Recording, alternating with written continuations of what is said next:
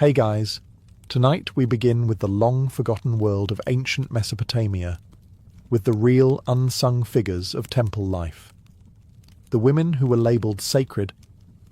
So before you get comfortable, take a moment to like the video and subscribe, but only if you genuinely enjoy what I do here. And let me know in the comments where you're tuning in from and what time it is for you. It's always fascinating to see who's joining us from around the world. Let's begin where all questionable destinies start, with your parents, whose love is so boundless they just gave you to a fertility cult.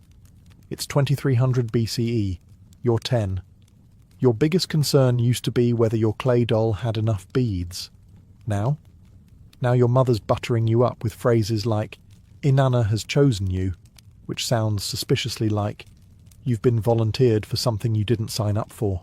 And no, there's no opt-out form. Just a long stare from your dad and a suspicious lack of eye contact. Because in Mesopotamia, if your family couldn't afford a proper dowry, or you had the audacity to be born after your older sister, you were gently escorted into divine service.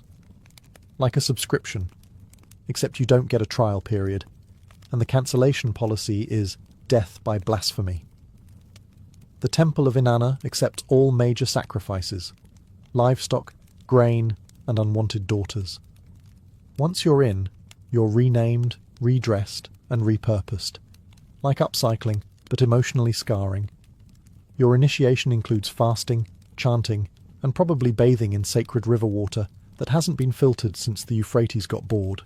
You'll be handed a ceremonial linen wrap, told it's a blessing, and then assigned to sleep in a room that smells like burnt frankincense and other people's regrets. Your parents go home proud. They think they just secured themselves divine favour. Meanwhile, you're trying to figure out if you're allowed to cry during blessed silence hours. Spoiler, you're not.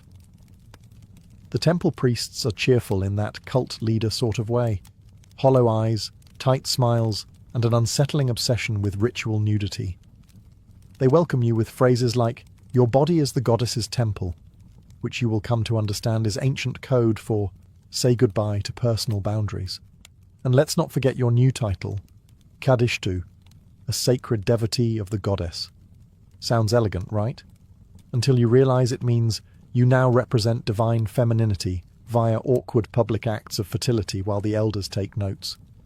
You haven't even hit puberty yet, and somehow you're already spiritually married to a goddess who likes blood, wine, and drama. Welcome to sacred womanhood, where every honor feels like a trap, and the mat you sleep on is probably older than your grandfather's beard. And this is only the first day. When someone says the word temple, you probably imagine serene incense, calming chants, and maybe a wise priest humming softly while a bowl of fruit glows in the sunlight. Yeah. No. The Temple of Inanna was less wellness retreat and more chaotic theocratic HR office, with added sex magic and livestock. You step inside expecting divine peace, and are instead greeted by a goat relieving itself near a ceremonial statue. The walls are covered in cuneiform that nobody has translated for 400 years. The floors are sticky with spilled beer offerings, and the only scent in the air is burnt goat with top notes of desperation.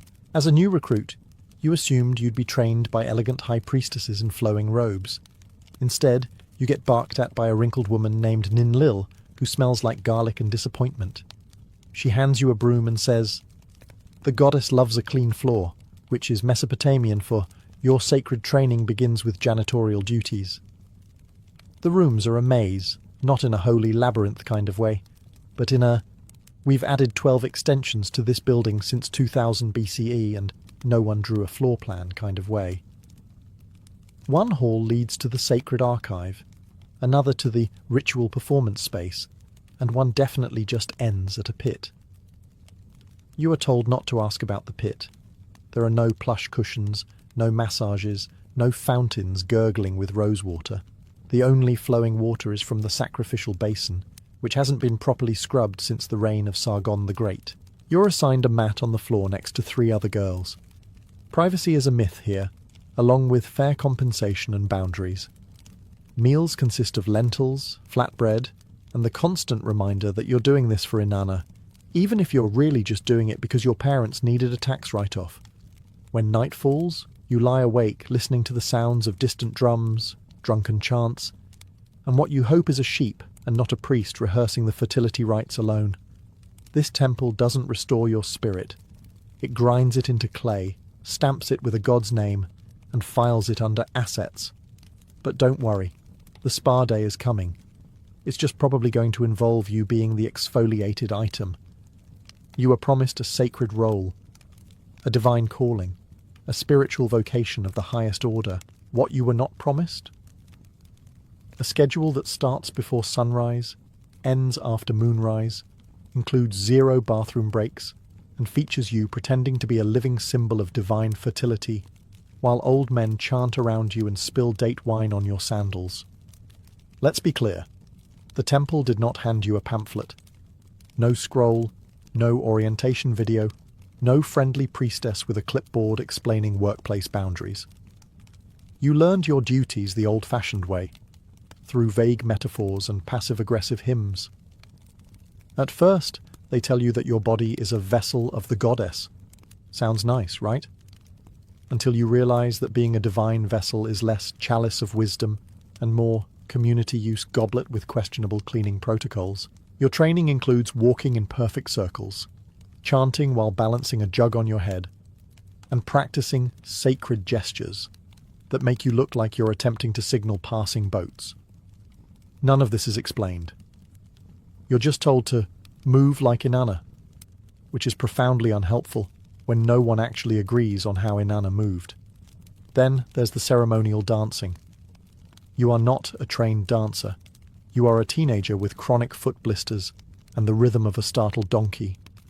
But the priests nod solemnly and call it beautiful, which is Mesopotamian for good enough for the goddess, and also the drunk merchant watching. And now, the elephant in the ziggurat, the sacred sexual rites. No one told you what they actually involved. You thought it was metaphorical, a symbolic honouring of fertility, a poetic reenactment of myths. But no, it turns out you're the starring role in a live-action fertility drama with actual men from the community who have paid actual barley. Barley. Not silver. Not gold. Barley. Your first reaction is, surely this is optional. It is not. The gods, apparently, are very pro-barley-based economics. If you try to protest, you're told you don't understand the divine will. If you ask questions, you get reassigned to cleaning the sacred goat stalls, which are not metaphorical. You slowly realize this whole sacred role is just a job nobody wanted to write down. Probably because if anyone did write it down, future historians might get suspicious. If you thought your temple duties couldn't get more uncomfortable after barley-based mating interviews, buckle up. It's time for the rituals. Now, in theory, these ceremonies are meant to reconnect humanity with the divine. In practice, they're elaborate public performances where your main job is to look mysterious while swaying to rhythms that sound suspiciously like someone banging pots in the next room. Let's start with the outfits. Each ritual has its own specific wardrobe, all of which fall under the category designed by someone who has never worn clothes. There's the feathered diadem of Inanna, which itches like a curse, the sheer veil that offers zero warmth or modesty, and the ceremonial belt that's really just a rope with delusions of grandeur. You're told to wear these with grace while balancing a platter of sacred dates and pretending your feet aren't screaming. Meanwhile, a priest wearing 20 pounds of beads and an expression of cosmic constipation reads poetry to the goddess. It's all very moving, especially when you realize the poem is just a veiled complaint about grain taxes. During the fertility rite of spring, things get particularly dicey. The temple floor is covered in flower petals, which sounds poetic until you slip on a damp one and nearly reintroduce gravity to your jawline. You're meant to perform a slow, sensual circle around a sacred plinth while humming a tune that's never been written down and never will be, because it's improvised, and you're not a bard, you're a barley-salaried body double. You've also been trained in symbolic movements, like the gesture of the blooming womb, which looks suspiciously like a shrug, a bow, and a cramp at the same time. The audience is a mix of worshippers, drunks, and a handful of scribes taking notes way too enthusiastically. Then comes the offering segment. You kneel, hold up your bowl of lentils, and chant the divine words. Except one time, you sneeze mid-offering and accidentally bless the wrong god. For a week, everything smells like fish, and the high priest glares at you like you personally insulted the ziggurat's plumbing. But remember, it's all sacred. Every humiliating misstep, every mispronounced chant, every goat that wanders into the ritual space mid-procession, it's all part of the divine mystery. Especially the goat. He's a regular. Let's set the scene. The temple is hot. Not tropical beach hot, more like bake-a-date pastry on your own thigh. Hot. Add in 50 people, 3 goats, burning incense, and a sacrificial fire pit that nobody remembers to ventilate. And you have a scent profile best described as eau de ancien armpit. As a temple prostitute, your official title might be Nadatu, Kadishtu, or another name that sounds impressive in Sumerian. But your hygiene routine? Roughly equivalent to that of a damp pot left under a ziggurat. Bathing is technically part of your sacred duties. In practice, though, it involves a cracked ceramic basin, half a jug of lukewarm river water, and a scrub sponge that might also double as a ritual object. No one's sure. Soap exists, sort of, but it's made from ash and lard and smells like something you'd offer a demon to make it go away. The elite priestesses, of course, get real baths, courtyards with drainage systems, fresh oils, rose petals. They get perfumed towels and assistants with soft hands. You?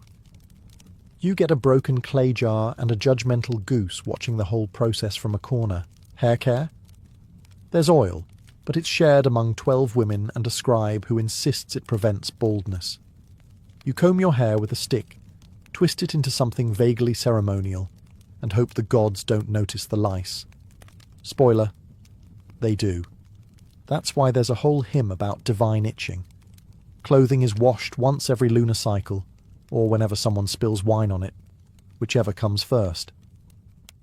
You own 2 ceremonial tunics, one for rituals and one for pretending you're not in a constant state of existential rash. And let's not even talk about oral hygiene. The best case scenario is a rinse with beer, which sounds fun until you realise the beer is flat, warm, and more bread than liquid. There are no toothbrushes, just twigs. And prayers. Lots of prayers. The worst part? Every time a merchant shows up with crushed myrrh, the high priest buys it for sacred anointing. And somehow you're never the one getting anointed. You're just the one handing out towels. Let's talk about clients. Not worshippers, not pilgrims, not noble devotees moved by the divine mysteries of Inanna. No, these are regular mortal men. Sometimes very mortal, often very regular. Your first time waiting for a ritual partner, you imagined a well-oiled soldier poet, someone tragic and handsome, someone who'd quote hymns and weep softly under the stars, someone who, perhaps, smelled like cedar and danger. What you got was a sweaty grain merchant named Nabu with a limp and a nervous rash. He brought you 3 handfuls of barley and a half-eaten fig as tribute.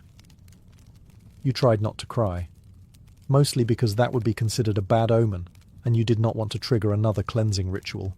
The men who show up at the temple aren't heroes. They're not even side characters. They're townsfolk with untrimmed fingernails and opinions about ox carts. They talk too much. They breathe loudly.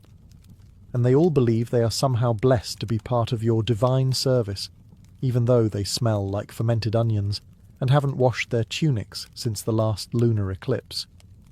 You learn quickly how to spot the bad ones.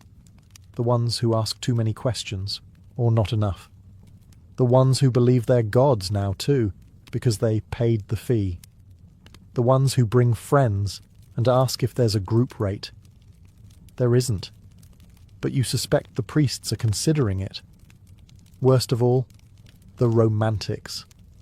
The ones who mistake your forced smile for affection, who leave you tokens, a cracked bead, a poem carved into a stick, a lock of their hair, unrequested. These men want love, You want out. Some are kind, some are awkward, some are just deeply confused about where the exit is, but none of them are Odysseus. Not even close. And yet, each encounter is billed as sacred. You're told to bless them afterward, sometimes while holding back laughter, sometimes while holding back bile, but hey, at least they usually bring barley. Usually. If you thought your job had no room for micromanagement, think again. Welcome to the temple, where the high priest has all the charisma of a tax auditor and the subtlety of a donkey in heat. And yes, he's watching you. Always. Now, theoretically, he's here to oversee ritual purity. In practice, he's perched behind a beaded curtain like some Mesopotamian version of a reality show host crossed with a suspicious uncle. His eyes never blink. His sandals squeak ominously. And every time you try to relax, he clears his throat like it's an ancient curse. He's the one who assigned you this sacred duty. He's also the one who decides whether you performed your rite with proper reverence. A vague phrase that seems to mean whatever he wants it to mean that week. One day, it's about posture. The next, he's critiquing your tone. The day after that, it's because your left hand looked ungrateful. He takes notes during rituals, not on a tablet, on a scroll. A scroll, which means he has to lick the tip of his reed pen every time he writes. And yes, you can hear it. Every single time. Sometimes he offers feedback, unsolicited of course. You should smile more during the offerings of the sacred oil. Try humming lower during the hymn of fruitfulness. Stop flinching when the goat approaches, as if you haven't spent the past week dodging that same goat's horns. And just when you think he's left the temple for the day, there he is, behind a pillar, casually munching on pomegranate seeds like this is peak entertainment. Is it surveillance? Is it ritual obligation?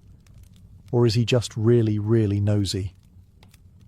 Either way, you learn to work with the constant presence of priestly judgment. You smile your tightest smile, you recite your lines perfectly, and you never, ever sneeze during the incense lighting. Not unless you want a lecture on the sanctity of nasal discipline.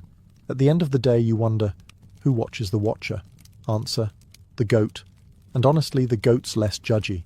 You'd think that, as a temple prostitute, a sacred servant of Inanna, you'd get a little divine protection from mortal drama.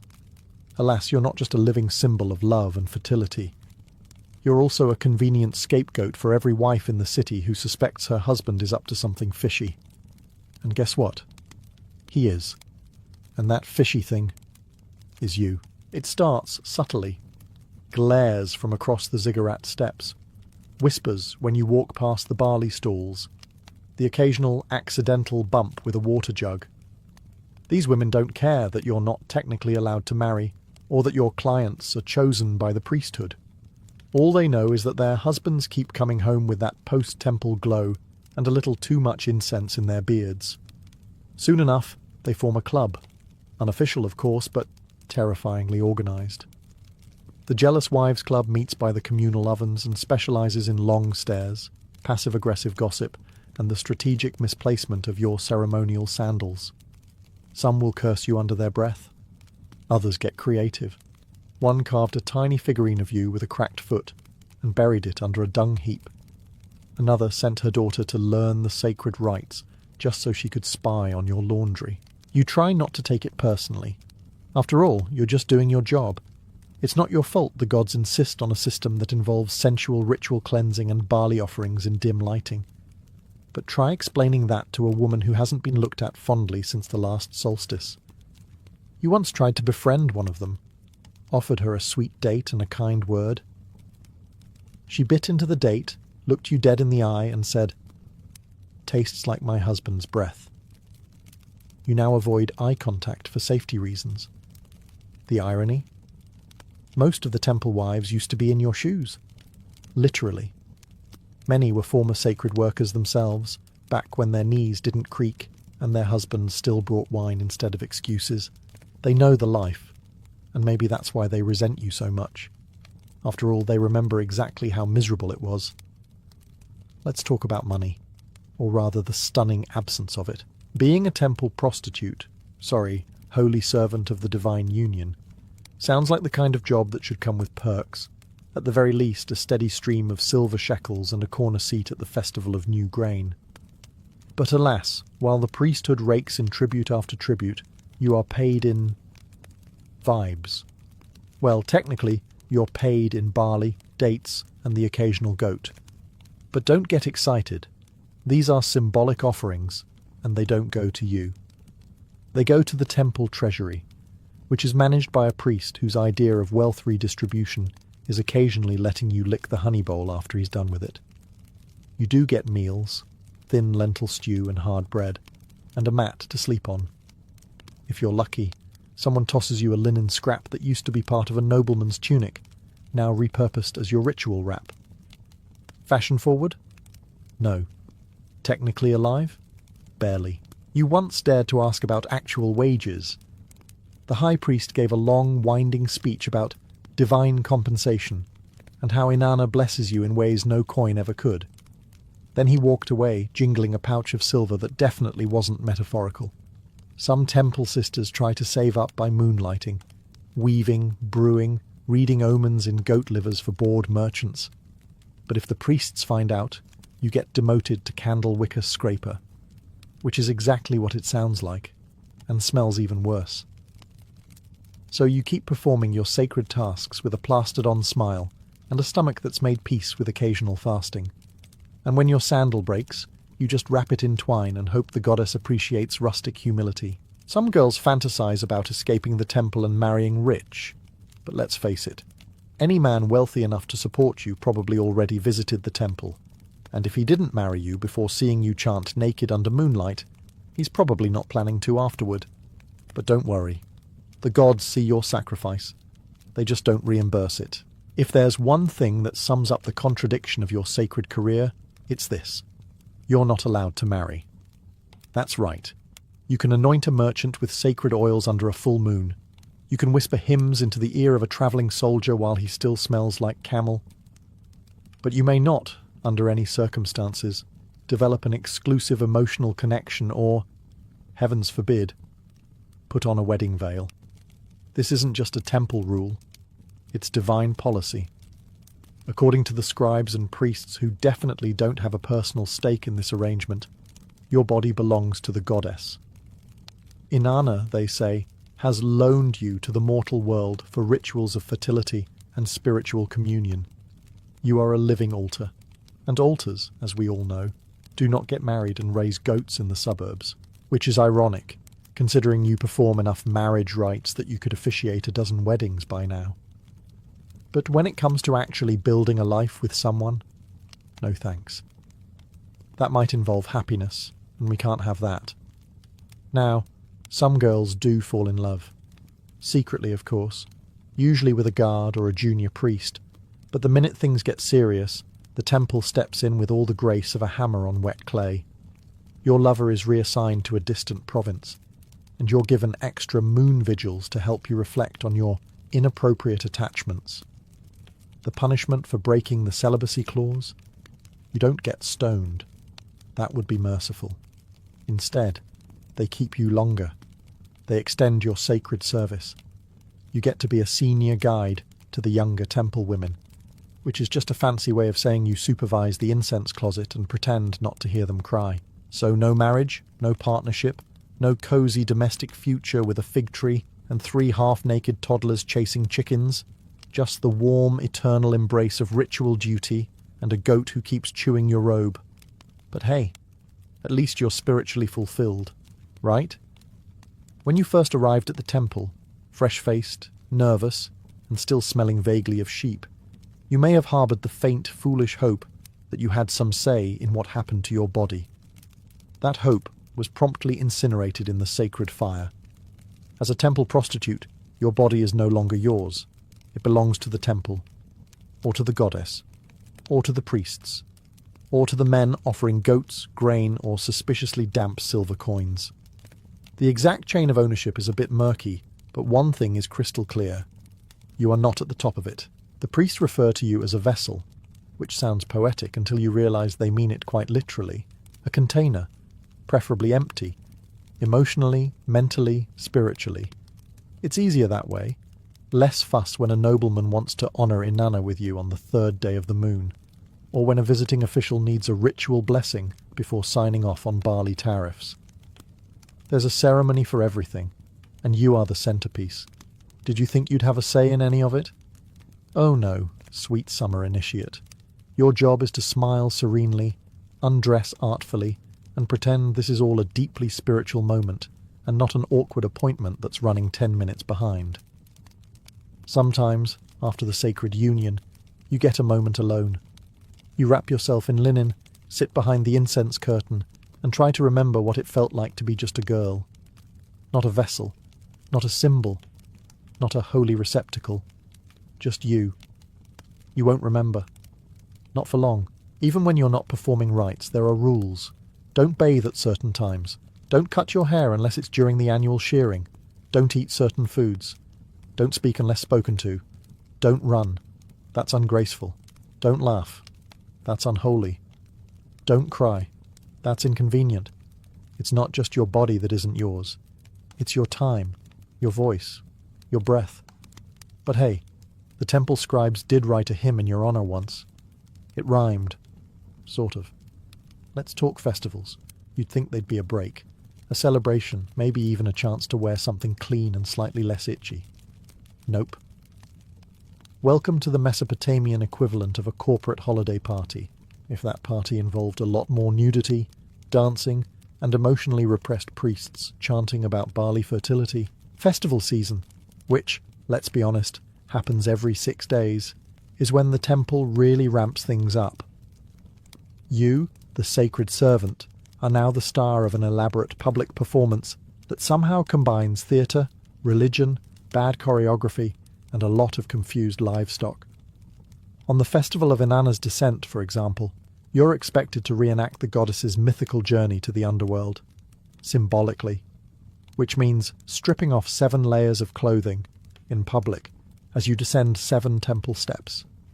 It's ancient spiritual metaphor, and also just ancient striptease. People cheer.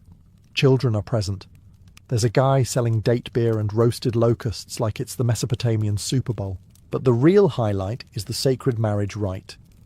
This is when a high-ranking priest, or, occasionally the king himself, symbolically mates with you, representing Dumuzi and Inanna uniting to bless the crops.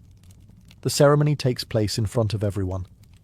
There's music, incense, a lot of awkward eye contact. You are supposed to moan spiritually. Afterward, everyone feasts. You, however, go back to your mat smelling like burnt frankincense and questionable symbolism. Then comes the parade of the divine maidens, where you're herded through the streets in full ritual garb, i.e. sheer linen and regret, waving to onlookers while trying not to pass out in the sun. Elders toss flower petals. Teen boys toss comments. Some festivals involve ritual bathing, which is temple code for being scrubbed raw by a matron with delusions of cleanliness and a pumice stone from hell. Others involve long fasting periods before the big day, so you get to faint halfway through a fertility dance, which, ironically, makes the priest call you divinely fragile. That's not a compliment. It's a warning label. And no, you don't get the day off afterward. You get kitchen duty, because even divine vessels are expected to stir the lentils. You'd think life as a temple prostitute would at least earn you a little professional solidarity. After all, you and your fellow sacred companions are all bound by the same goddess, the same rituals, and the same uncomfortable linen wrap that never fits right after washing. But no. The real eternal flame in this temple is the gossip.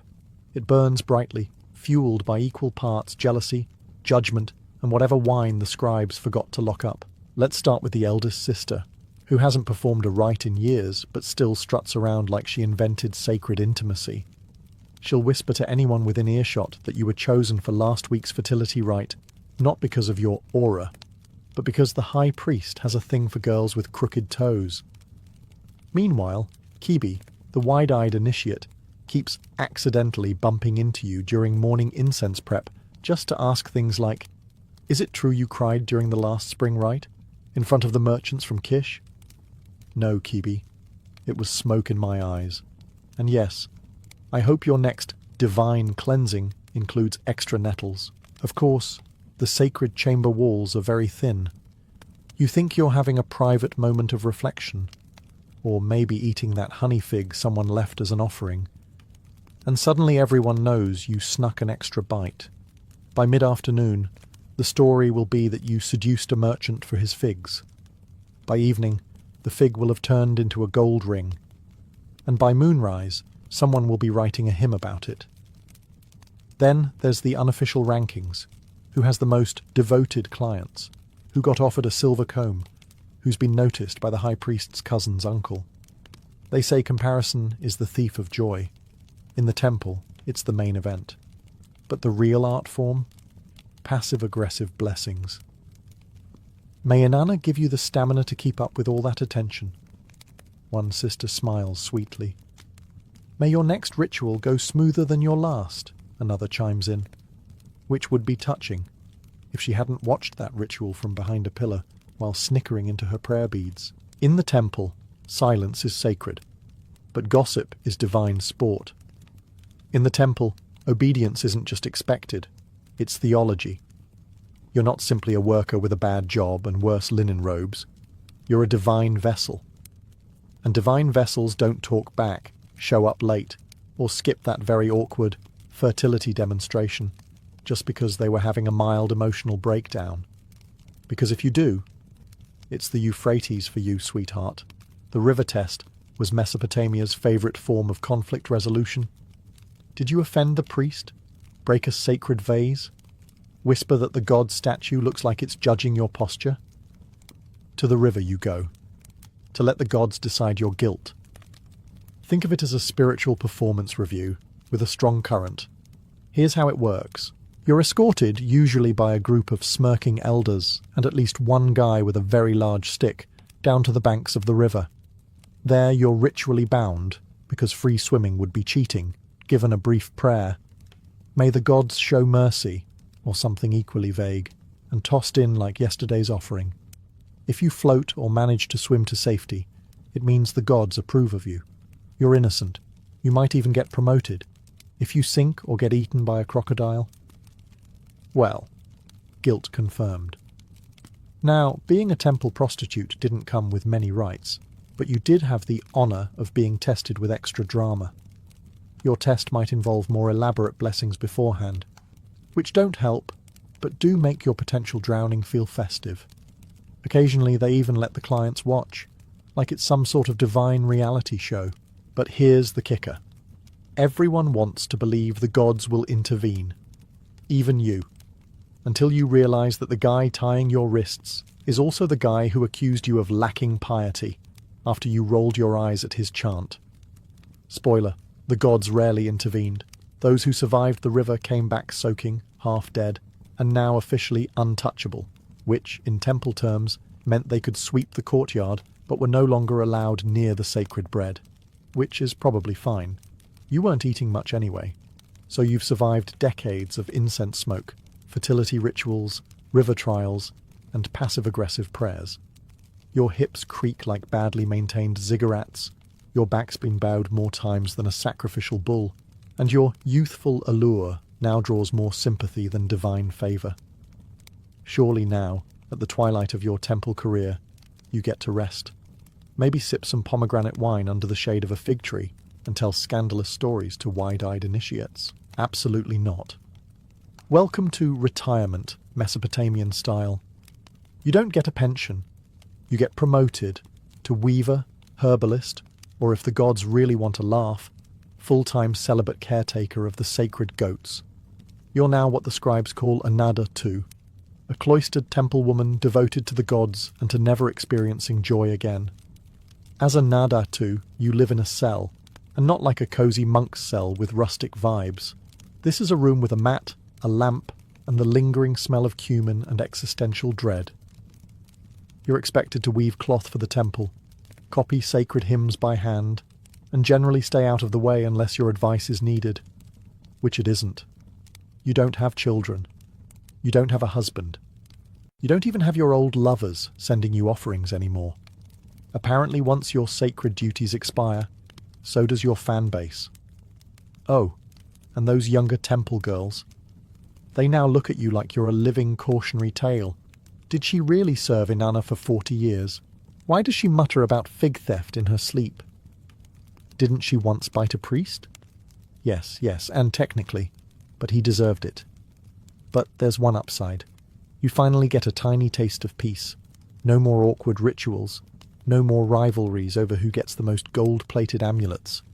And best of all, nobody expects you to smile through another fertility chant.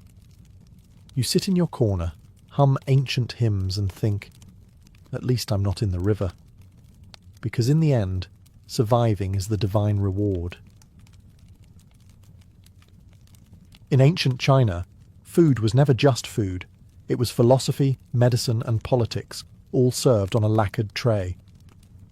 To eat was to participate in the balance of the cosmos. Every dish, whether simple millet porridge or extravagant shark fin soup, carried meaning. The guiding principle was yin and yang, opposing forces that, when balanced, kept the body healthy and the empire stable. Cold ingredients like cucumber or mung beans were thought to cool fiery temperaments, while warming foods like ginger or lamb stoked the body's inner furnace. An emperor's chef had to know not only the flavours of the kitchen, but also the theories of Chinese medicine, so that a banquet was as much a prescription as a feast, but food also screamed status. While peasants ate what was necessary, rice in the south, wheat noodles in the north, emperors and nobles flaunted rare delicacies that proved their dominion over both nature and people. Eating something exotic was a way of saying, I control the farthest mountains and seas, and I can bring them to my table. Bird's nest soup, for example, required harvesting swiftlet nests clinging to cliffs in Southeast Asia. Serving it at court was a display of wealth, patience, and sheer logistical power. The rarer the ingredient, the more divine the ruler appeared. And then there was ritual. Food wasn't only for survival or pleasure, it was for the ancestors. During festivals like Qingming, families laid out spreads of pork, fish, and rice wine before ancestral tablets, believing the spirits consumed the essence of the offerings. At the highest level, the emperor himself performed sacrifices at the Temple of Heaven, presenting whole oxen, sheep, and pigs to secure harmony between heaven and earth. To dine was to govern, to eat was to pray. So when we talk about ancient Chinese delicacies, we're not talking about snacks you grab at a street stall. We're talking about carefully engineered symbols of cosmic order, political legitimacy, and spiritual duty. In this world, a bowl of soup could mean the difference between balance and chaos, between health and sickness, even between heaven's blessing and heaven's wrath. Imagine sitting at the emperor's table in the Forbidden City. This was not dinner as you know it. This was a stage performance, a display of cosmic order, and a reminder that the Son of Heaven ate differently than everyone else on earth. A typical imperial banquet could feature more than 100 dishes, some for actual consumption, others purely for show. The idea was not that the emperor would taste everything, but that the abundance itself demonstrated power. To feed him was to feed the empire. The preparation for such a feast was a logistical marvel. The imperial kitchens employed hundreds of cooks, each with a specialized role, one for roasting meats, another for soups, another for pastries, and so on. There were even separate kitchens for different meals of the day. The staff worked under strict supervision, since feeding the emperor was as much a matter of survival as taste. One poorly cooked dish could mean dismissal, and one poisoned morsel could topple dynasties. Tasting officials were assigned to sample every plate before it reached the throne. The emperor's table was also a space for ritual. Meals began with offerings to the ancestors and to heaven itself. Certain dishes appeared only at specific times of year. Lotus root in summer for cooling, lamb in winter for warmth. Rare ingredients from distant provinces or tributary states were paraded before the court to emphasize the reach of imperial authority. A dragon's feast, so to speak, stretched from the deserts of Xinjiang to the shores of Guangdong. Then there was etiquette. To dine with the emperor required careful choreography. Officials never began eating until he lifted his chopsticks. Servants moved silently, gliding like shadows, replenishing teacups and whisking away discarded bones. Each gesture reinforced hierarchy. The emperor ate slowly, with dignity, while everyone else mirrored his pace, careful never to outshine or out-eat him. This table was also where politics happened. To be invited to share a dish was a privilege, a sign of imperial favour. A single bowl of soup could raise a man's fortune or signal his downfall. In this setting, food was not merely nourishment. It was diplomacy, medicine, ritual, and theatre rolled into one. At the emperor's table, eating was never ordinary. It was destiny, plated in porcelain. Of all the strange and treasured foods in ancient China, bird's nest soup sat at the very top of the imperial menu. It wasn't made from twigs or leaves, but from the hardened saliva of the swiftlet, a small bird that nested in caves along the coasts of Southeast Asia. To harvest these nests, workers risked their lives climbing sheer cliffs or dangling from ropes in pitch-black caverns, scraping fragile nests from the rock face. Each nest was a prize, fragile as glass and worth its weight in silver. To the Chinese court, this soup was far more than a culinary oddity. It was medicine, luxury, and divine gift combined. Doctors of traditional Chinese medicine praised it for strengthening the lungs, replenishing qi, improving digestion, and even enhancing beauty.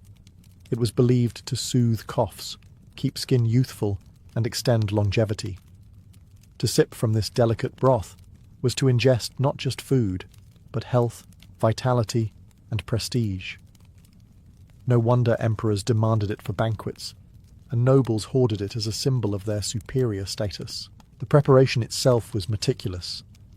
Nests had to be soaked for hours to soften, then painstakingly cleaned of feathers and debris. What remained was a translucent jelly-like substance that, when simmered, produced a broth with an almost ethereal texture. Subtle, slightly sweet, but most of all, rare. Bird's nest soup wasn't meant to dazzle the tongue with bold flavours. Instead, it was prized for its purity, its aura of refinement. A dish that whispered, rather than shouted, its worth. This delicacy also carried political weight. Tributary states like those in modern-day Malaysia and Indonesia were expected to provide birds' nests as part of their offerings to the Chinese court. To present such treasures was to acknowledge the emperor's supremacy. In turn, the emperor, by serving bird's nest soup at his table, displayed the vast reach of his empire's influence. Every spoonful reinforced the idea that heaven had blessed his rule with abundance from the farthest corners of the world. Of course, the average farmer in Henan or fisherman in Fujian never even smelled bird's nest soup. This was food for emperors, concubines, and the highest mandarins. For the rest, it remained a distant legend, a dish whispered about in markets, but never tasted. So, bird's nest soup wasn't just dinner. It was a cliffside conquest, a medical prescription, a diplomatic tool, and a symbol of heaven's favour, all simmered into one porcelain bowl. When most people think of silkworms, they picture shimmering robes, not dinner plates.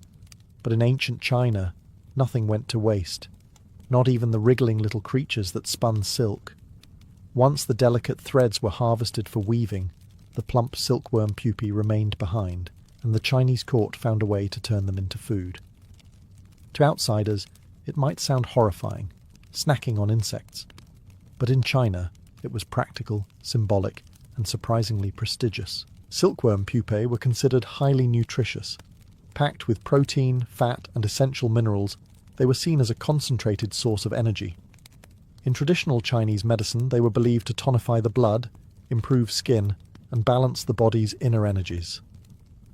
Emperors and nobles consumed them not only as a curiosity, but as a supplement, a way to fortify their strength and preserve vitality. In a culture where food was inseparable from health, silkworm pupae represented medicine wrapped in a crunchy shell. Preparation varied. Sometimes the pupae were roasted until crisp, other times boiled and seasoned with soy or spices.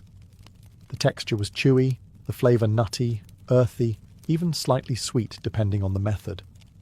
It wasn't a delicacy designed to seduce with flavour alone, but with the idea that by consuming the silkworm, one absorbed the same transformative energy that turned mulberry leaves into silk. To eat a silkworm pupa was to take part in a cycle of metamorphosis, a small ritual of transformation at the table. There was also symbolism at play. Silk itself was the fabric of wealth, a material that clothed emperors, monks, and envoys from distant lands. To eat the byproduct of silk production was, in a way, to consume luxury itself. Imagine hosting a banquet where guests wore silk gowns while being served dishes made from the very creatures that produced them. It was both decadent and poetic, a reminder that even insects could be transformed into status symbols. Of course, not everyone in China was indulging in this crunchy delicacy. Silkworm pupae were expensive, tied directly to the silk industry, and thus most often appeared on the tables of the elite. For peasants, it was a story told rather than a dish tasted. But for the imperial court, silkworm pupae bridged the worlds of fashion, medicine, and cuisine in one bite. So the next time you think about silk, remember, in ancient China, the emperor might have been wearing it on his shoulders and chewing on it at supper. Few dishes in Chinese history symbolized power and extravagance quite like shark fin soup. To modern sensibilities, it may sound like a questionable culinary choice, but for centuries it was the crown jewel of imperial banquets. Served in golden bowls and reserved for the most important occasions, shark fin soup wasn't about taste alone. It was about announcing to the world that the emperor commanded the oceans themselves. The fins were prized for their texture rather than flavour. Once softened through long hours of simmering, they developed a slippery, gelatinous consistency that Chinese gourmands described as luxurious. To this, chefs added rich broths flavoured with chicken, ham, or abalone, creating a dish that felt opulent in the mouth. Eating shark fin soup wasn't meant to satisfy hunger. It was a performance of refinement. To lift a porcelain spoonful was to signal wealth, sophistication, and access to the rarest treasures of the sea. Medicine, of course, played its role. Traditional Chinese doctors claimed shark fins could boost energy, improve kidney health, and enhance virility. Whether or not these effects were real, the symbolism mattered. Serving shark fin soup at a banquet was like offering bottled vitality to one's guests, a culinary blessing of strength and longevity. For emperors, this made the dish even more valuable. A ruler who consumed shark fin was displaying not just power, but divine endurance. But the logistics of acquiring shark fins made the dish even more exclusive. Fishing fleets had to brave distant seas, haul in massive creatures, and carefully preserve the fins for transport back to China. Every spoonful carried with it the labour of entire expeditions. To present shark fin soup at the imperial table was to proclaim mastery over distant waters and control over the men who sailed them. For ordinary people, shark fin soup was a myth, a story passed down through whispers about the court's excess. It was not meant for the masses, but for emperors, high officials, and honoured guests. To be offered shark fin was to be elevated, if only briefly, into the orbit of imperial privilege. So while bird's nest soup symbolised heaven's blessings and silkworm pupae symbolised transformation, shark fin soup symbolised raw dominance. It was a delicacy that said, "The seas belong to us, and we can serve their greatest predators in a porcelain bowl." If you thought bird spit and shark fins were extravagant, wait until you see what the emperor's chefs were carving up next. Ancient Chinese banquets didn't shy away from exotic meats. If it roamed the land, swam the river, or flew the skies, chances are someone at court tried to turn it into a delicacy. But some dishes stood above the rest as the ultimate symbols of luxury: camel humps, bear paws, and leopard fetus stew. These weren't just meals, they were edible trophies of conquest and dominance. Take the camel hump, for example. To most people, a camel was a beast of burden trudging along the Silk Road. But to the emperor, its fatty hump was the prized cut. Roasted until tender, it was served at banquets as proof that the empire's reach extended deep into the deserts of Central Asia. Eating camel hump wasn't just about taste, it was about geography. If the emperor could eat the desert's strongest animal, he symbolically ruled the desert itself. Then there were bear paws. To acquire one meant slaying a powerful predator, a creature respected and feared in equal measure. Braised bear paw was considered an aphrodisiac, a restorative, and a dish fit only for rulers and heroes. Preparing it required days of careful cleaning and simmering to soften the tough flesh. To serve it was to proclaim, "Our empire is so mighty, even the fiercest beasts end up on our plates." Of course, not all exotic meats were about raw power. Some were seen as balancing agents within the yin-yang system. Leopard fetus stew, as shocking as it sounds, was believed to invigorate the body with yang energy. Deer antler broth, too, made regular appearances at court, thought to strengthen bones and replenish vitality. These ingredients, though rare and often gruesome, fed into the idea that consuming strength meant inheriting it. Naturally, none of this was accessible to the average farmer.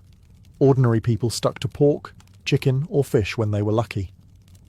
The exotic meats of the imperial court existed in rumour, fueling both awe and disgust among common folk. But that was the point. These dishes reinforced the emperor's separation from the masses. He ate the impossible because he ruled the impossible. So, when a platter of camel hump or a steaming bear paw arrived at the emperor's table, it wasn't simply dinner. It was theatre, conquest, and cosmic legitimacy, all served on a silver dish. No imperial banquet in ancient China was complete without something to wash it all down. And while delicacies like birds' nests and bear paws impressed the palate, the true artistry often came in the cup. Tea and wine were not just beverages.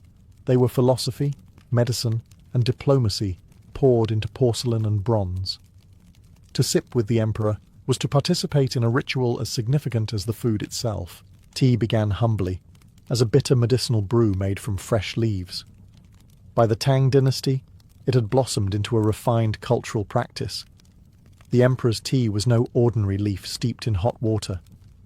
It was powdered, whisked, and presented with ceremony. The quality of water was debated endlessly.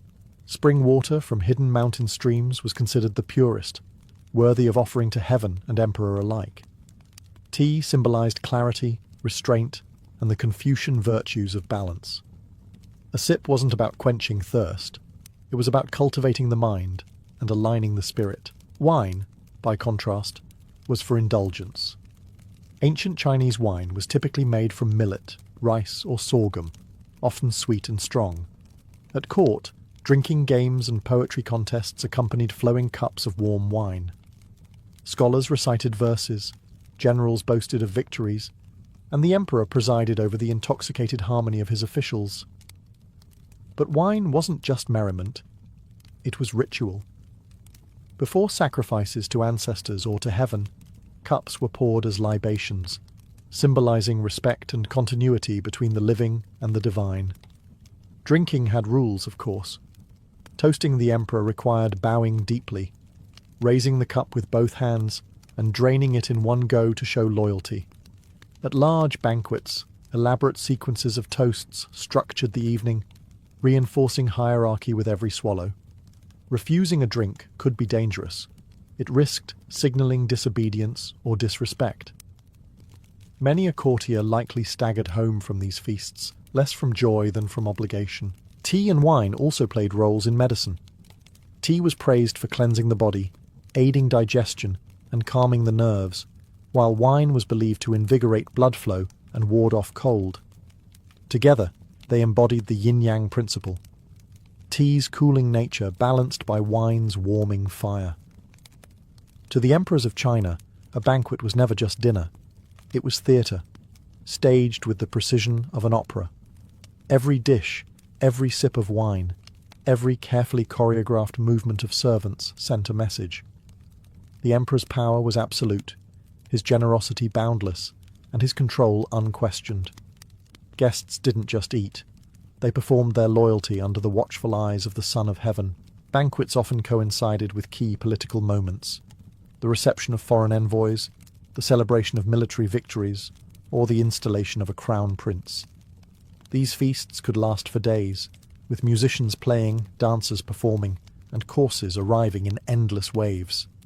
Hundreds of dishes might be served, not so that anyone could eat them all, but to overwhelm the senses and remind attendees of the empire's unmatched abundance. The extravagance itself was a declaration of strength. If the emperor could feed an entire hall with delicacies from every corner of China, then surely he could govern it too. For officials, the banquet was both opportunity and danger. To be invited meant favour, but how one behaved at the table could shape careers. Toasting etiquette, conversation topics, even the way a chopstick was held, all were scrutinised. Speak too much, and you risked seeming arrogant. Speak too little, and you risked seeming ungrateful. The safest course was to flatter the emperor while eating daintily, praying that no sudden political trap lay hidden in a bowl of soup. Banquets also doubled as foreign policy. Envoys from Korea, Japan, Vietnam, or Central Asia were dazzled with spreads of shark fin, abalone, and bird's nest soup. These weren't just meals. They were bribes wrapped in silk, edible evidence of the Middle Kingdom's wealth. To dine with the emperor was to be reminded that you were in the orbit of a power too vast to challenge. Many treaties were sealed not in council chambers, but between courses of delicacies impossible to replicate at home. Even the architecture reinforced the message. The banquet halls of the Forbidden City were cavernous, lined with golden dragons, their very design a reminder of heaven's mandate. Guests sat according to rank, each placement a silent declaration of status. Though emperors and dynasties have long since faded, the memory of their extravagant dining habits still lingers in Chinese culture today. Bird's nest soup, shark fin, and exotic meats may no longer fill imperial banquets in the Forbidden City, but their legacy survives as symbols of wealth, refinement, and centuries-old tradition. Even in modern times, these dishes remain tied to celebration and status, appearing at weddings, state dinners, or as rare indulgences for those who can afford them. Yet their influence stretches far beyond luxury. The ancient philosophy of food as medicine, rooted in yin and yang, still shapes the way many Chinese people eat. Herbal broths, carefully balanced meals, and seasonal eating practices trace their lineage directly back to the imperial kitchens. A bowl of chicken soup today might not contain a shark fin or a silkworm pupa, but it still carries echoes of the same belief.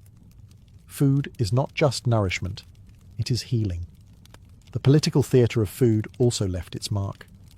Modern diplomacy often takes place over banquets, with Chinese leaders hosting foreign dignitaries at elaborate meals that subtly echo the traditions of their ancestors.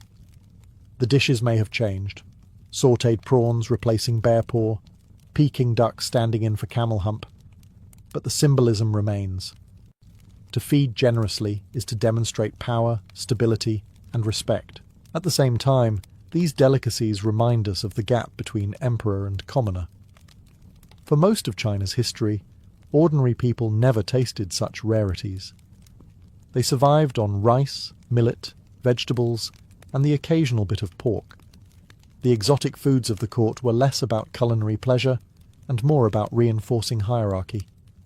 The emperor ate like a god, so that everyone else remembered he was closer to heaven. Today, some of these ancient delicacies are disappearing. Conservation laws and shifting ethics have placed shark fin and exotic meats under scrutiny. Modern tastes are also changing, with more emphasis on accessibility and sustainability. And yet, the fascination remains. To eat what emperors once ate is to take part in history, to taste a fragment of a world where every meal was medicine, ritual, and performance.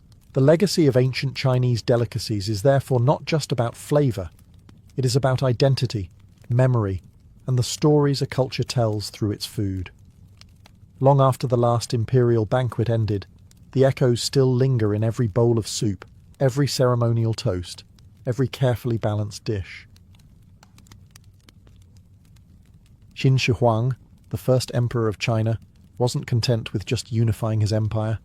He wanted to unify eternity itself. By 221 BCE, he had forged warring states into one nation, standardized coins, weights, measures, even axle widths of carts, so they could run on the same roads. He centralized power in a way no ruler before him had managed, but for all his earthly triumphs, one enemy still taunted him: death. The emperor's obsession with immortality was legendary. Court alchemists promised him potions that could grant eternal life, many brewed with mercury and strange minerals. Ironically, the very elixirs meant to prolong his existence were likely poisoning him slowly. But Qin Shi Huang didn't rely solely on alchemists. He also turned his ambition toward architecture, envisioning a tomb that would make him immortal in another way, through sheer scale and spectacle. This wasn't going to be an ordinary burial mound. Qin ordered the construction of a subterranean empire, a mirror of the world he ruled above ground. It would have palaces, offices, stables, entertainers, and an army, an entire civilization meant to accompany him into the afterlife. Historical records suggest that over 700,000 labourers were conscripted, working for decades to complete the project. Many never left, entombed by secrecy and the emperor's paranoia that his resting place remained hidden from looters. At the heart of this underground domain lay the most astonishing creation of all, the terracotta army. Life-sized clay soldiers, each one unique, each crafted with individual facial features, hairstyles, and expressions.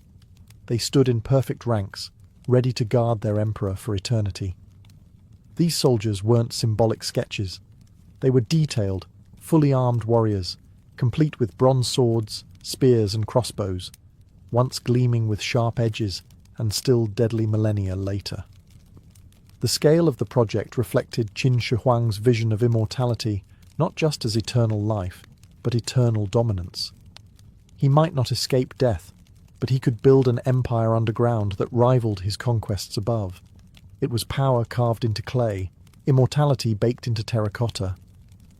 Thus began one of the greatest archaeological mysteries in history, a tomb sealed, guarded, and rumoured to be surrounded by rivers of flowing mercury, untouched for over 2,000 years. For more than 2,000 years, the terracotta army remained hidden beneath the soil of Shanxi province, silent and forgotten.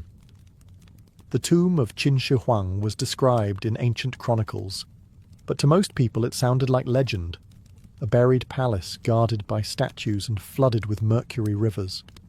Farmers in the 20th century had no reason to believe such tales, until 1974. That spring, a group of peasants near the village of Lintong were digging a well during a drought. Instead of hitting water, their shovels struck hard clay. At first, it seemed like ordinary debris until a human face emerged from the dirt. But it wasn't flesh or bone, it was terracotta. Soon more fragments appeared: torsos, arms, weapons. What they had stumbled upon was no mere artifact. It was the tip of an army that had slept underground since the time of Alexander the Great. News spread quickly, and archaeologists rushed to the site. As they began excavating, they realized the scale of what had been uncovered was staggering. Pit after pit revealed row upon row of clay warriors, each one unique, standing in formation, as though waiting for a command that would never come. There weren't a dozen, or even 100. There were thousands. The discovery stunned the world.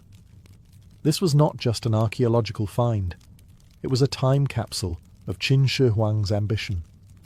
Farmers who had once prayed for water had uncovered a treasure that would forever alter our understanding of ancient China. The site became one of the greatest archaeological digs of the 20th century, comparable to Tutankhamun's tomb in Egypt. For the villagers, the discovery was a blessing and a curse. On one hand, it brought global recognition and tourism, transforming Lintong into a site visited by millions. On the other, their farmland was swallowed by excavation, their lives uprooted by history. Still, the sheer wonder of the terracotta army outweighed the disruption. China had found not just a relic, but a national symbol, proof of the grandeur and power of its very first emperor. And yet, what was unearthed was only a fraction. The army was vast, but the emperor's actual tomb, said to contain unimaginable treasures and deadly traps, remained sealed. The discovery was both revelation and reminder. The greatest secret still lay buried beneath the mound, When archaeologists finally brushed away the earth, they were met with an army frozen in eternal formation. Stretching across massive pits, thousands of life-sized terracotta soldiers stood shoulder to shoulder, arranged with the discipline of a real Qin dynasty battalion. What struck observers first was the scale, but what amazed them most was the individuality. No two faces were alike. Each warrior bore unique features. A stern jawline here, a crooked nose there, even faint smiles or grimaces. The artisans had crafted not a generic army, but a legion of individuals.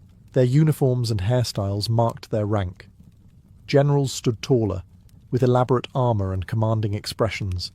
Archers crouched in firing stance, while cavalrymen held reins for once real horses. Infantry soldiers wore plain tunics, sturdy and practical. The diversity of poses and appearances suggested that the artisans had studied real soldiers as models. This wasn't symbolic art. It was military realism, frozen in clay. The level of craftsmanship extended to the weapons. Many warriors once carried bronze swords, halberds, and crossbows, sharpened to lethal edges. Some blades, coated with chromium oxide, remained astonishingly rust-free even after 2,000 years, hinting at metallurgical techniques far ahead of their time. The soldiers weren't merely decorative, they were battle-ready, as though Qin Shi Huang expected a genuine war in the afterlife. Equally impressive were the horses. Sleek and muscular, these clay steeds were hitched to wooden chariots. Their nostrils flared, their stances dynamic, as though they could bolt forward at any moment. Like their human counterparts, they were unique, sculpted with veins, bridles, and carefully carved manes. The army wasn't just an afterlife security detail, it was a complete fighting force. What makes the terracotta army remarkable is not only its scale, but its humanity. Each soldier seems to possess a story, a life. Standing in front of them, you're not looking at a mass of statues. You're staring into an army of individuals, each ready to defend their emperor even in death. It blurs the line between art and reality, between history and eternity. Qin Shi Huang had demanded immortality, and in a way he achieved it. His soldiers still stand guard, their silent eyes watching across millennia. Proof that an emperor's dream of eternal power could be sculpted into clay. Behind every terracotta soldier stands an invisible army of workers, craftsmen, labourers, and artisans, whose skill and suffering gave shape to Qin Shi Huang's vision. Historical records suggest as many as 700,000 people were conscripted to build the mausoleum complex, a number so vast it rivaled the population of entire cities. These were not volunteers, they were prisoners of war, convicted criminals, and common labourers pressed into decades of back-breaking service. The artisans' work demanded extraordinary precision. Each soldier began as hollow clay sections, legs, torso, arms, head, moulded separately and then assembled like a giant puzzle.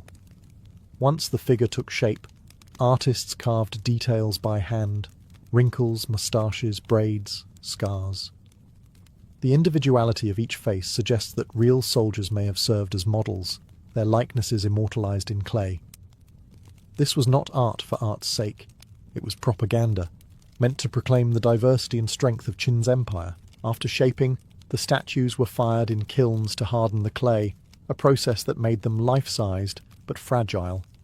Then came the colour. Yes, the terracotta army was once brightly painted. Reds, blues, purples and greens brought the figures to life.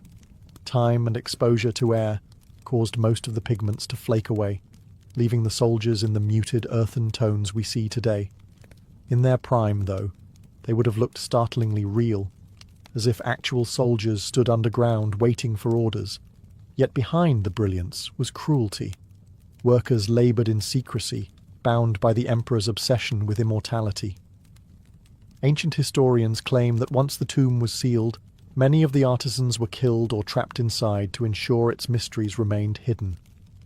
Whether myth or fact, the notion fits Qin Shi Huang's iron rule, a man who demanded absolute loyalty, even in death. The army, therefore, is both a triumph of craftsmanship and a monument to human cost. Every unique face tells two stories. one of artistic mastery, and another of the countless nameless artisans who would never see the world above again. They gave the emperor his eternal guards, but paid with their own mortality. Without them, the terracotta army would never have existed. Their hands shaped clay into eternity, leaving behind not just soldiers, but the echo of their own labour, preserved beneath the soil for over 2,000 years. The terracotta army wasn't just a clay spectacle, it was armed to the teeth. When archaeologists uncovered the pits, they found thousands of real bronze weapons alongside the soldiers: swords, halberds, spears, and crossbow bolts. Many were still sharp, their edges gleaming after 2 millennia underground. These weren't ceremonial trinkets, they were practical, deadly tools of war. What shocked experts most was the preservation. Some blades showed an unusual shine, leading to speculation that ancient craftsmen had discovered a method of chrome plating, centuries before modern metallurgy. Later studies suggested the effect came from careful polishing and the soil's unique chemistry. But the fact remains. The weapons endured remarkably well, a testament to Qin dynasty technology. The crossbows were particularly advanced. Each came with trigger mechanisms made of bronze, precision-engineered, so that even after 2,000 years they could still fire when tested. The bolts were mass-produced in standardized sizes, evidence of the empire's drive toward uniformity. It meant that an archer could pick up any quarrel and it would fit his crossbow, a level of logistical efficiency rarely seen in the ancient world. Armour also played a role, though fewer examples survived. Fragments suggest leather and bronze lamella armour once dressed the clay soldiers, now lost to decay. Still, the detailed carvings on the statues show a clear hierarchy. Generals clad in ornate gear, infantry in simpler protection, archers with lighter tunics for mobility. The artisans didn't just sculpt warriors, they sculpted an entire military structure, accurate down to its smallest detail. Even the arrangement of the weapons reflected battlefield strategy. Archers were positioned at the front and flanks, ready to rain down fire. Infantry stood in tight formations, while cavalry and chariots anchored the wings. This wasn't random decoration. It was Qin Shi Huang's military doctrine carved in clay. The same formations that had crushed rival states were recreated underground, ensuring victory in the afterlife. To stand in those pits today is to glimpse not just art, but engineering genius. The weapons and armour bridge the gap between archaeology and military history, showing how Qin's armies dominated the battlefield. In death, as in life, Qin Shi Huang would be defended by the most advanced technology of his age. As impressive as the terracotta army is, it's only the prelude. The soldiers guard a vast burial mound that has never been opened, the actual tomb of Qin Shi Huang. According to ancient sources, the mausoleum was a subterranean palace meant to replicate the empire he ruled in life. It supposedly contained rivers and seas made of liquid mercury, powered by ingenious mechanical systems that mimicked the natural world. Stars were painted on the ceiling to mirror the night sky, and pearls were used to simulate the glow of the moon. The historian Sima Qian, writing a century after Qin's death, described a tomb filled with treasures, crossbow traps, and booby traps designed to kill intruders. The emperor, paranoid even in death, wanted his resting place to remain untouched forever. Modern science lends eerie support to these stories. Soil samples around the mound reveal unusually high concentrations of mercury, suggesting that the toxic rivers described by Sima Qian may actually exist. So why hasn't the tomb been opened? For one, the Chinese government has adopted a policy of caution. Archaeologists fear that opening the chamber could destroy priceless artifacts. The painted terracotta soldiers lost their vibrant colours within minutes of exposure to air. Imagine what would happen to 2,000-year-old wood, silk, or paper. Technology simply isn't advanced enough yet to excavate the tomb without irreparable damage. There are also ethical and political concerns. Qin Shi Huang is both a unifier and a tyrant in Chinese history, a man remembered for both his achievements and his brutal rule. Disturbing his tomb might spark debates over how his legacy should be handled. For now, the mound stands as a sealed time capsule, one of the last great unopened tombs in the world. The mystery only deepens the fascination. Beneath that hill may lie treasures beyond imagination, or a lethal chamber of poison gas and collapsed tunnels. Until the day comes when technology can safely pierce its secrets, Qin Shi Huang will continue to rest in silence, guarded by an army of clay that has already stunned the world. His true mausoleum remains the ultimate archaeological cliffhanger, visible, yet forever out of reach. The terracotta army was more than a security detail for the afterlife. It was propaganda, baked into clay. Qin Shi Huang understood the power of spectacle. In life, he built massive roads, walls, and palaces to show the people that his rule was absolute. In death, he commanded a clay army to broadcast the same message, that even the grave could not strip him of power. Each soldier in the pits wasn't just a guardian, it was a symbol of unity. The first emperor had welded 7 warring states into one empire. The diversity of the warriors, different facial features, hairstyles, and armor styles mirrored the diversity of the people now under his control. Farmers, hunters, and warriors from across China were all represented, transformed into silent servants for eternity. The message was clear. Qin's reach extended across all regions, and his rule would last forever. The army also projected fear. Imagine being a commoner in ancient China and hearing whispers that your emperor had an entire underground army, complete with weapons, horses, and chariots, waiting to defend him after death. It reinforced the idea that Qin Shi Huang was more than a man. He was a figure chosen by heaven, whose authority transcended mortality. To oppose him was to oppose not only a living emperor, but one who could command legions from beyond the grave. Even the act of building the army was political theatre. Conscripting hundreds of thousands of labourers reminded everyone that the emperor's will could mobilise unimaginable manpower. The artisans who sculpted unique faces may have thought they were creating individuals, but collectively, those soldiers became a monolith of obedience, a metaphor for the Qin state itself. Diverse people moulded into a single, unstoppable machine. 2,000 years later, the army still fulfills its propaganda role. Tourists from around the world stand in awe, just as subjects once did before Qin's massive building projects. The emperor's message has endured. He was powerful, he was eternal, and he left behind monuments that no one could ignore. The terracotta army wasn't just about defending a tomb, it was about defending a legacy. And in that mission, it has succeeded brilliantly.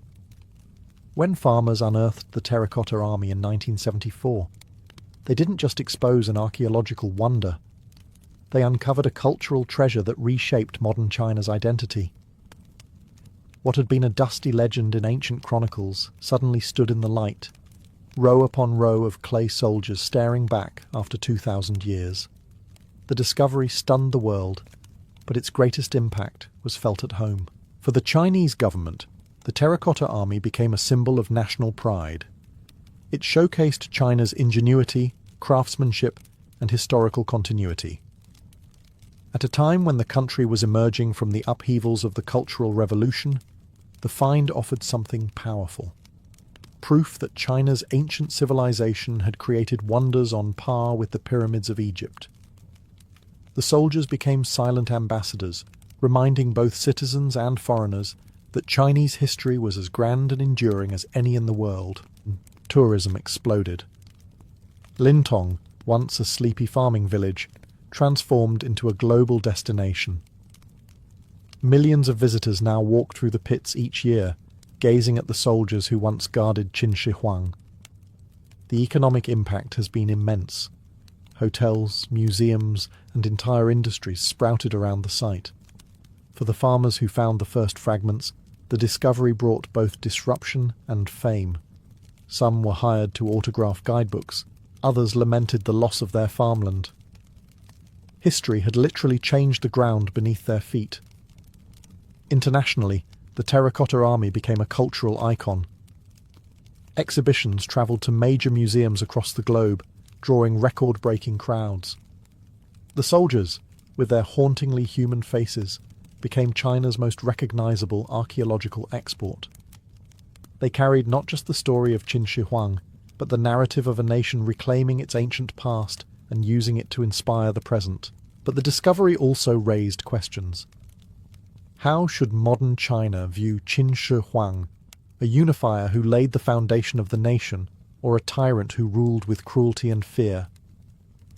The Terracotta Army allowed the government to emphasize the former, promoting unity and pride, while leaving the darker aspects of his reign in the shadows. In the end, the rediscovery didn't just preserve history, it redefined it. The soldiers stood not only as guardians of an emperor's tomb, but as symbols of a civilization reclaiming its legacy. More than 2,000 years after they were entombed, the Terracotta Army still marches on, not across battlefields, but through the imagination of the world. Their silent ranks have become one of the greatest archaeological icons of human history, standing alongside the pyramids of Giza and the ruins of Machu Picchu as symbols of civilizations that dreamed on a monumental scale. For historians, the army is a window into the past. It reveals the military organization of the Qin dynasty, the artistry of its craftsmen, and the sheer ambition of a ruler determined to conquer even death. Every soldier's face, every weapon, every trace of pigment is a fragment of history waiting to be pieced together. The site remains an open book that scholars are still learning to read, each excavation deepening our understanding of how China's first empire functioned. For modern China, the Terracotta Army is more than history.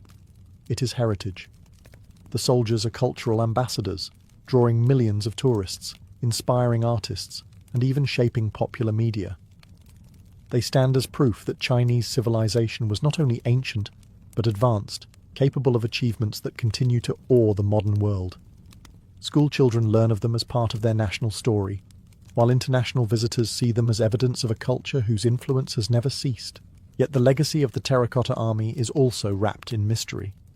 The unopened tomb of Qin Shi Huang still looms nearby, sealed beneath its mound, its secrets guarded by mercury and myth. Until technology allows for safe excavation, the emperor's grandest secrets remain untold. That tension between what we know and what lies hidden fuels endless fascination.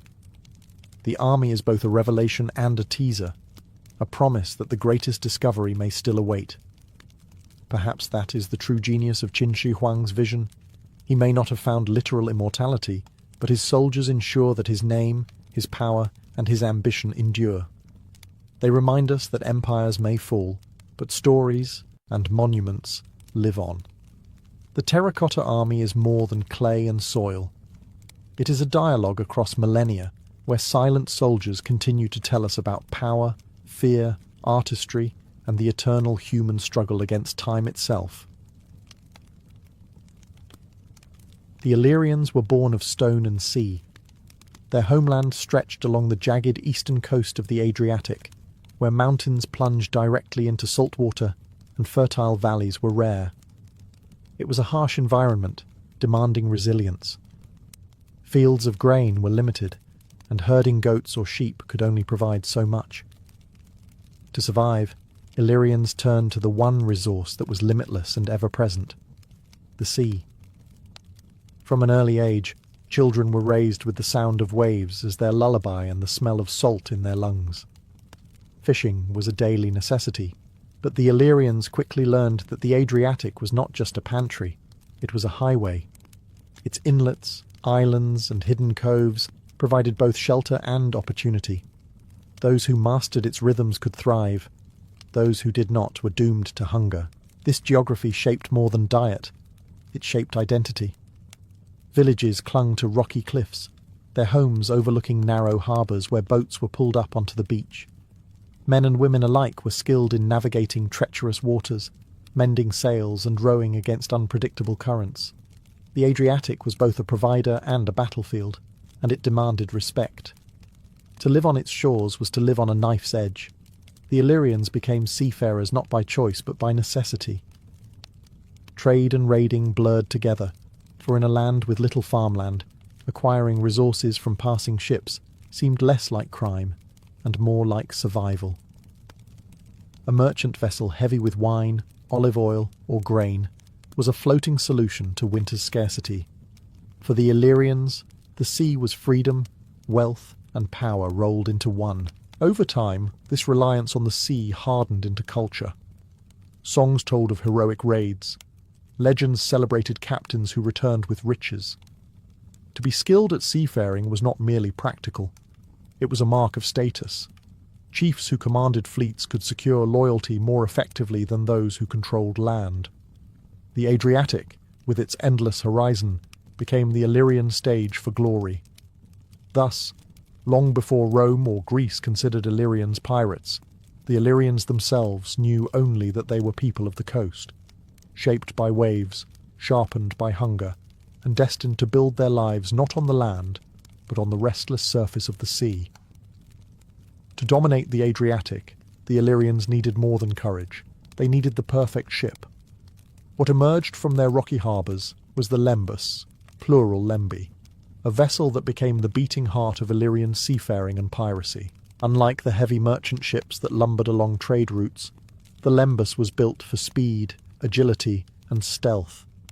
Long and narrow, with a shallow draft, it could slip into the smallest inlets or skim across shoals where larger ships would run aground. Its lightweight frame made it quick to launch from beaches, allowing entire raiding parties to melt into the sea before an enemy even realized what was happening. The lembus was propelled primarily by oars, which meant it wasn't held hostage by the wind. This gave the Illyrians a deadly advantage over sailing ships, which could be trapped in unfavourable conditions. A squadron of lembi, each packed with armed warriors, could descend upon a target from multiple angles, overwhelming larger but slower vessels. To a Roman or Greek merchant captain, spotting the silhouettes of lembi on the horizon was a nightmare, a sign that escape was impossible. But the lembus was more than a war machine. It reflected Illyrian ingenuity and their intimate knowledge of the Adriatic. Built from local timber, easy to repair, and light enough to be hauled across land if needed, these ships were perfectly adapted to their environment.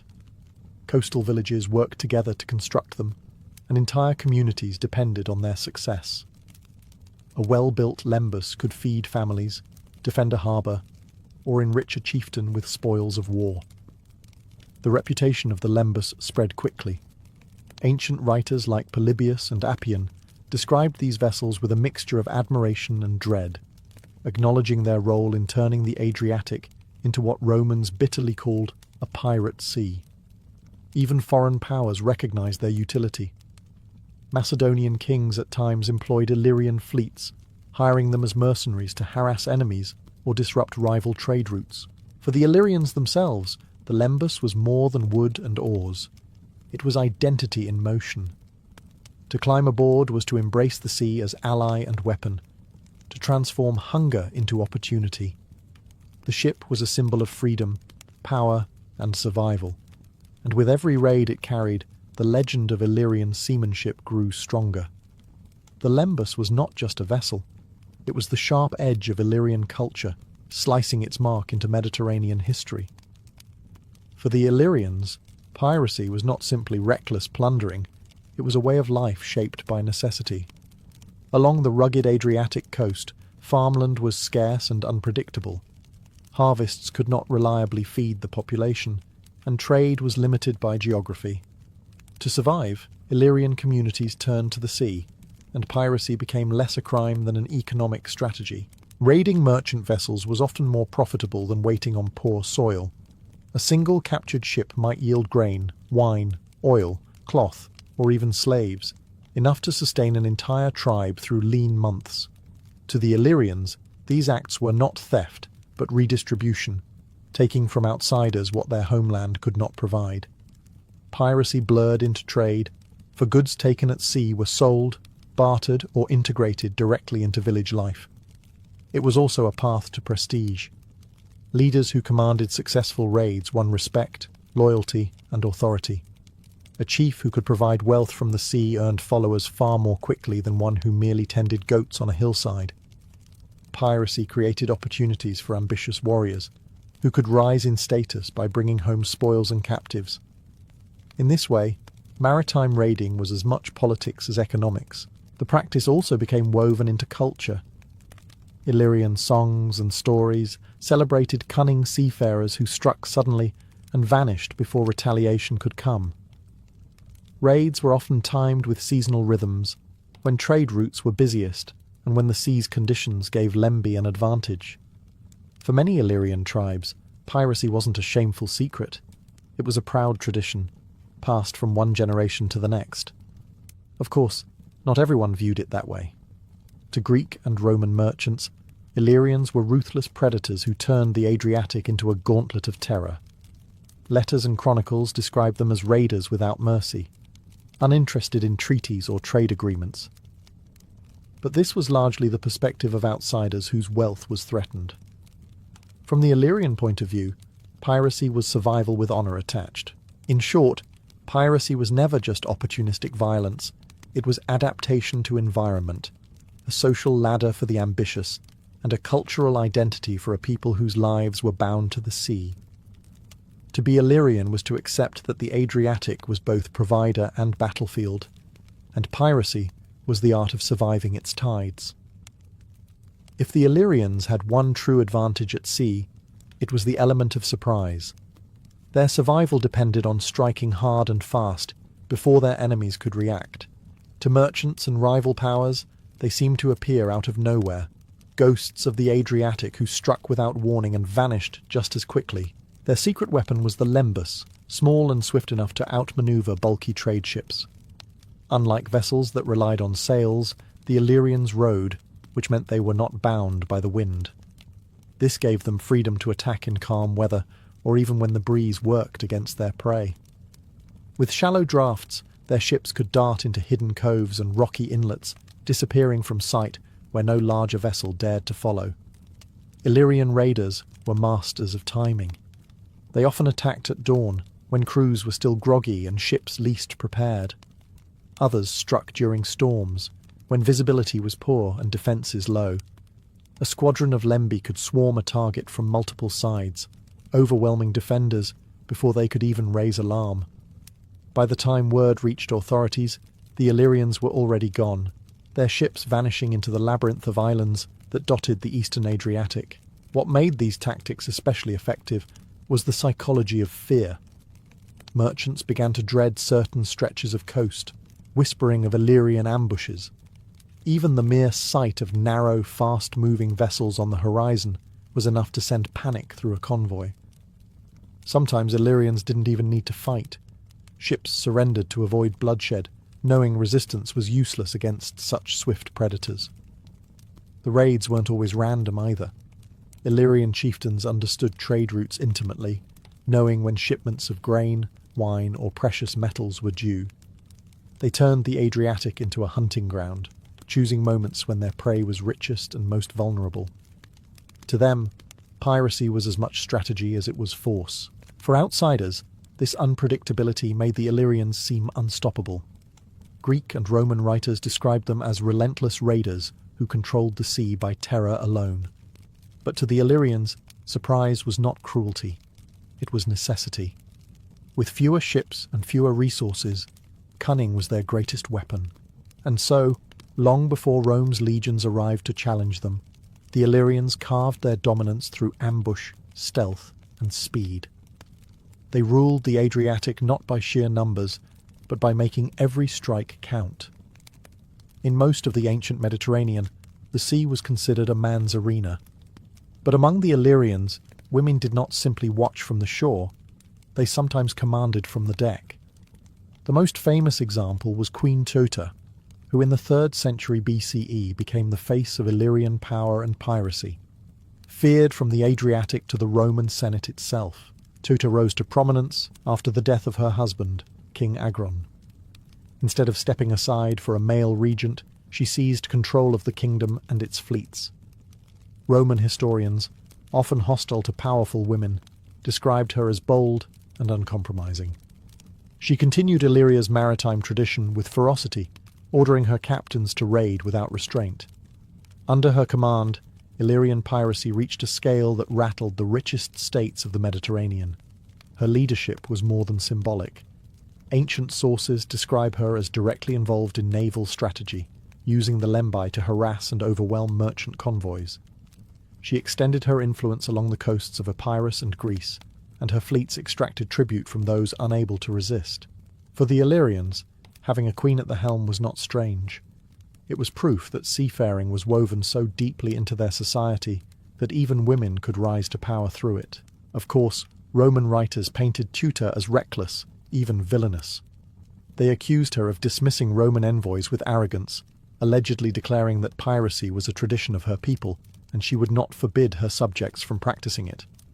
Whether these words were exaggerated or not, they captured a cultural truth. To the Illyrians, raiding was not shameful but honourable, a way to secure survival and glory. Tutor embodied that ethos, unashamed and unyielding. Her reign, however, also highlighted the dangers of Illyrian piracy colliding with rising Roman power. What Rome might have ignored from petty raiders, it could not tolerate from a queen who commanded fleets and openly defied their authority. In time, her leadership would provoke the First Illyrian War, but Tutor's legacy endured. She became a rare example of a woman in antiquity who ruled at sea, her name remembered in both fear and admiration. In Illyrian culture, her power was not an anomaly. It was the natural extension of a society where the sea itself levelled hierarchies and demanded strength, no matter who held the oars. By the late 3rd century BCE, the Adriatic was no longer just an Illyrian playground. It was Rome's lifeline. As the Republic expanded, its merchants increasingly relied on sea routes to bring grain, wine, and goods from Greece and beyond. But those waters were dominated by Illyrian fleets, and every successful raid was not only a loss of cargo, but also a slap to Roman prestige. At first, Rome tolerated the nuisance. After all, piracy was common across the Mediterranean, and Illyrian raiders were just one of many dangers. But Queen Tutor's aggressive policies escalated the situation. Under her command, Illyrian piracy no longer looked like scattered raids. It looked like state-sponsored naval warfare. Merchant ships travelling between Italy and Greece reported constant harassment, with some even forced to pay tribute to continue sailing. To Rome, this was intolerable. The breaking point came when Roman envoys were sent to negotiate with Tutor. According to Roman sources, she dismissed their demands, insisting that Illyrian subjects were free to raid as they pleased. Worse, one of the envoys was murdered on his return journey, a provocation Rome could not ignore. Whether this incident happened exactly as the Romans described is debatable, but in Roman politics, perception mattered more than truth. The Senate now had justification for war. Frustration turned to fury. Roman senators argued that Illyrian piracy threatened not only commerce, but also Rome's reputation as the emerging Mediterranean power. If they allowed Illyrians to bully their merchants, how could they claim to protect their allies in Greece? Intervention was no longer about lost grain shipments. It was about honour, dominance, and setting an example. Meanwhile, Illyrians underestimated the scale of Roman ambition. To them, piracy was a tradition, a way of life that had sustained their people for generations. They did not see themselves as criminals, but as masters of their sea. Tutor likely believed that Rome, preoccupied with its struggles in Italy and beyond, would tolerate Illyrian raids as others had. She was wrong. By 229 BCE, Rome had resolved to act. What began as frustration over piracy transformed into the Republic's first major overseas campaign. The Illyrians, who had ruled the Adriatic by speed and stealth, were about to face a power that could match them with sheer discipline and scale. The age of unchecked piracy was coming to a dramatic turning point.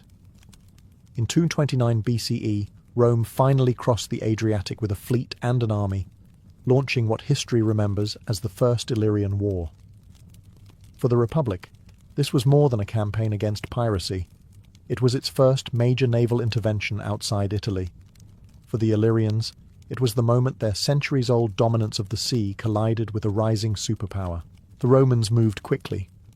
Their fleet swept into the Adriatic, targeting Illyrian strongholds along the coast. Cities that had once profited from piracy or offered safe harbour to raiders now faced the choice of surrender or destruction. Many coastal communities, sensing Rome's overwhelming power, defected early, eager to escape Queen Teuta's tightening grip and avoid the wrath of the legions. Teuta's lembi were formidable in surprise raids, but they were no match for Rome's disciplined naval formations. Roman ships were larger, sturdier, and backed by soldiers trained for boarding combat. The very tactics that made Illyrians masters of ambush proved useless against an enemy that brought the fight to their doorstep. Where Illyrian speed had once guaranteed victory, Roman persistence and numbers forced retreat. The war was also political. Rome wasn't just battling pirates, it was securing alliances. Greek city-states, long harassed by Illyrian raids, welcomed Roman protection, seeing the Republic as a counterbalance to Illyrian aggression. By presenting themselves as liberators, the Romans turned Illyrian piracy into justification for expanding their influence into the Balkans. Teuta resisted fiercely, but by 228 BCE, her power was broken. Defeated and humiliated, she was forced to sign a treaty. The terms were harsh. She lost control over much of the Adriatic coast, her navy was restricted, and she was barred from sailing south of her capital with more than 2 unarmed ships. Rome had effectively ended Illyria's naval supremacy, clipping the wings of a people whose identity was tied to the sea. The First Illyrian War was a turning point. For the Romans, it proved that they could project power across the waves, setting a precedent for future Mediterranean campaigns. For the Illyrians, it marked the beginning of decline, as their proud tradition of piracy would now face constant Roman pressure. The Adriatic, once Illyrian waters, was slowly becoming a Roman lake. The First Illyrian War may have humbled Queen Teuta, but it did not end Illyrian resistance. Piracy was too deeply ingrained in their way of life to vanish with a treaty. For decades after 228 BCE, Illyrian chiefs and kings continued to test Rome's patience, rebuilding fleets and resuming raids whenever they sensed Roman attention was elsewhere. But each defiance brought harsher Roman retaliation, slowly grinding down Illyrian independence. One of the most determined rulers was Demetrius of Pharos, a former ally of Rome who turned against them once he saw an opportunity to revive Illyrian seafaring power. He reorganized fleets of lembi and extended raids deeper into Greek waters, provoking what became the Second Illyrian War in 219 BCE. This time, Rome responded with overwhelming force, crushing Demetrius's fleets and seizing his strongholds. He fled into exile, and Illyria's remaining autonomy shrank even further. But resistance did not die easily. Later, kings like Gentius tried to rally Illyrian tribes against Rome, raising fleets and armies to reclaim their freedom. By the mid-2nd century BCE, however, the balance of power was hopelessly one-sided. In 168 BCE, during the Third Illyrian War, Rome moved decisively. Gentius was defeated, captured, and paraded in a Roman triumph. His kingdom was dismantled, and Illyria was reorganized into Roman provinces. For the Illyrians, this was the final blow. Their once feared fleets were dismantled, their piracy outlawed, and their independence extinguished. The Adriatic, once dominated by lembi and raiding parties, became a corridor patrolled by Roman galleys. Where Illyrian chiefs once demanded tribute, Roman tax collectors now reigned. Yet even in defeat, the Illyrians left their mark. Roman authors continued to write of them with a mixture of fear and grudging respect. Their skill at sea, their daring raids, and their stubborn resistance became part of Rome's own mythology of conquest, proof of challenges overcome on the road to empire. The conquest of Illyria marked more than the end of piracy in the Adriatic. It was also the beginning of Rome's dominance in the eastern Mediterranean. By breaking Illyrian freedom, Rome secured a naval foothold that would later enable campaigns against Macedonia and Greece. In crushing the pirates, Rome had unlocked the wider world. For the Illyrians, however, the loss of their seafaring independence meant more than political subjugation. It marked the fading of an identity built on the waves. The Adriatic would never again belong to them. Though Rome crushed Illyrian independence and outlawed their piracy, the memory of Illyrian seamanship did not vanish. In fact, their reputation as fearless raiders and cunning sailors echoed for centuries, shaping both how their neighbours remembered them and how their descendants saw themselves. The Adriatic may have become a Roman lake, but its history still carried the imprint of Illyrian oars. The lembus, once the terror of merchants, influenced ship design long after the Illyrians were gone. Its shallow draft and speed inspired later naval tactics in the Adriatic, where maneuverability mattered more than brute force. Roman writers, though hostile to Illyrian piracy, often acknowledged the effectiveness of these vessels. The very ships Rome had once feared were eventually studied and adapted for Roman use. Culturally, the Illyrians left behind a legacy of resilience. Their reliance on the sea forged a society that valued courage, adaptability, and cunning. To them, piracy had not been shameful. It was a solution to geography, a declaration that survival sometimes demanded bending the rules of empire and commerce.